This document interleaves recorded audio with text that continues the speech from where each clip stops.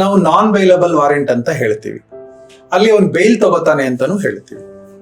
ಇದೆರಡು ಒಂದ್ ಸ್ವಲ್ಪ ಎಕ್ಸ್ಪ್ಲೈನ್ ಮಾಡ್ಬೋದು. ಎಸ್, ಬೇಲ್ ತಗೊಂಡ್ಬಿಟ್ಮೇಲೆ ಅವನು ಕೋರ್ಟ್ ಕಸ್ಟಡಿಗೆ ಬಂದಾಗ ಕೋರ್ಟ್ ಯಾವಾಗ ಅವನಿಗೆ ಬರಬೇಕು ಅಂತ ನಿರ್ದೇಶನ ನೀಡುತ್ತೆ, ಆ ಹೀರಿಂಗ್ ಡೇಟಲ್ಲಿ ಬಂದು ಕೈ ಕಟ್ಕೊಂಡು ನಿಂತ್ಕೋಬೇಕು. ಬೈ ಚಾನ್ಸ್ ಅವನು ಬರಲಿಲ್ಲ ಅಂದರೆ ಆವಾಗ ಅವನ ಲಾಯರ್ ಮೂಲಕ ಸಕಾರಣನ ಕೊಟ್ಟು ಎಕ್ಸಾಮ್ಷನ್ ಕೇಳಬೇಕು.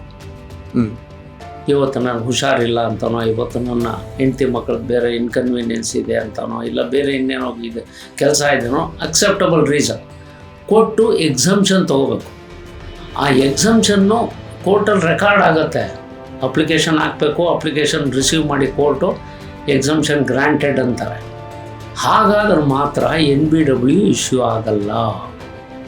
ಅವನು ವಾಂಟನ್ಲಿ he does not appear and his lawyer will not file the exemption application. ಆವಾಗ NBW ಇಶ್ಯೂ ಆಗುತ್ತೆ.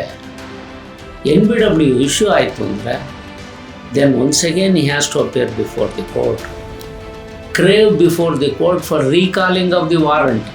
ಅವಾಗ ಅವನಿಗೆ ಎರಡು ಗಿಲ್ಟ್ ಆಗುತ್ತೆ. ಚೆಕ್ ಬೌನ್ಸ್ ಮಾಡುವಂಥದ್ದು, ಎರಡನೇದು ಕೋರ್ಟ್ ಸಮನ್ಸ್ಗೆ ಅಪಿಯರ್ ಆಗದೆ ಇರುವಂಥದ್ದು.